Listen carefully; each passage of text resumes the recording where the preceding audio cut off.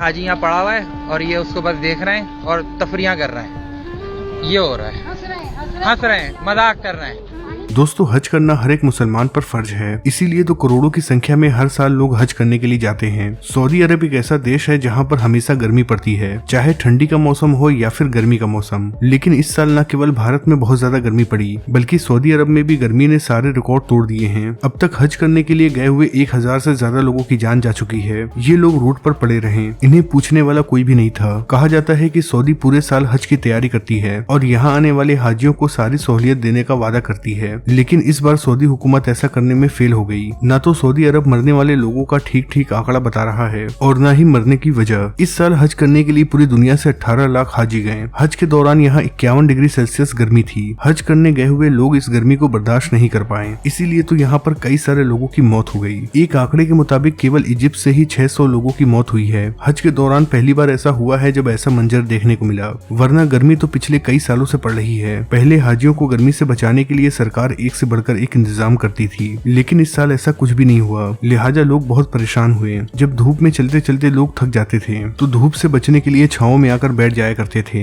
ऐसा मंजर हर एक जगह देखने को मिला। यहाँ सवाल ये उठता है, जब सऊदी अरब को अच्छे से पता है कि हज के दौरान लाखों लोग सऊदी अरब आते हैं, तो हज के दौरान कार, बस और ट्रेन को क्यों बंद किया गया? जब लोग अपने रिश्तेदारों की लाश उठाने के लिए हेल्पलाइन नंबर पे कॉल करते हैं तो उस पे इन लोगों को कोई जवाब नहीं दिया जाता है। आखिर ऐसा क्या हुआ कि सऊदी अरब हुकूमत इतनी लापरवाह हो गई? आपको बता दें कि मरने वालों में सबसे ज्यादा तादाद बूढ़े लोगों की है। लोग गर्मी से बचने के लिए एक से एक तरीका निकाल रहे थे, जैसा कि आप इन हाजी जी को देख लीजिए। देखिए कैसे ये हाजी जी गर्मी से बचने के लिए फ्रिज के अंदर ही जा बैठे। हाजी जी की ये हंसी इनकी बेबसी को बयां कर रही है।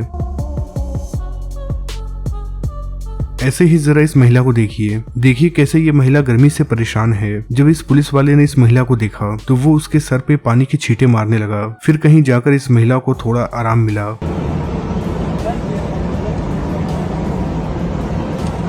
अब तो कई सारे ऐसे लोग हैं जो हज कर वापस भी आ गए हैं। ऐसे ही हज करके वापस आने वाले मुंबई के एक हाजी जी भी थे। जब इनसे पूछा गया कि हज के दौरान आपके साथ क्या हुआ, तो उनका कहना था कि इस बार हज के दौरान जो गर्मी पड़ी है वो सामान्य नहीं थी। जब हज कमेटी ने उनकी सीट को कंफर्म कर दिया तो उन्होंने इस यात्रा के लिए खुद को तैयार किया। उन्होंने बताया कि ये उनकी पहली हज यात्रा थी। जब मैं होटल से नमाज पढ़ने के लिए जाता था तो एक बड़ा सा गीला कपड़ा अपने सर के ऊपर रख लिया करता था, वहीं साथ में एक बोतल भी रखता था जिससे मैं लगातार पानी पीता रहता था। सऊदी अरब की हुकूमत का कहना है कि मरने वाले हाजियों में सबसे ज्यादा संख्या उन हाजियों की है जो बिना परमिशन के हज करने के लिए आए थे। बहुत से लोग विजिट करने के बहाने हज करने के लिए चले गए थे। बात यह है, जो लोग बिना परमिट के हज करते हैं उन्हें किसी भी प्रकार की सहूलियत नहीं दी जाती है। ना तो वो टेंट में रह सकते हैं, ना तो ट्रेन यूज कर सकते हैं और ना ही बस। ये सभी सुविधाएं लेने के लिए हाजी परमिट होना जरूरी है। अगर सऊदी हुकूमत इन लोगों को टेंट भी दे देती तो भी ये बात तय थी कि टेंट में इतनी जगह ही नहीं थी कि ये लोग टेंट के अंदर रह सकें। सऊदी हुकूमत जितने लोगों को परमिट देती है उतने ही लोगों के रहने और आने जाने का इंतजाम करती है, पर बिना परमिट के हज करने वाले लोगों की संख्या इतनी ज्यादा बढ़ गई कि सऊदी हुकूमत उन्हें तमाम सुविधाएं नहीं दे पाई, जिस वजह से कई सारे हाजियों की हज के दौरान ही मौत हो गई।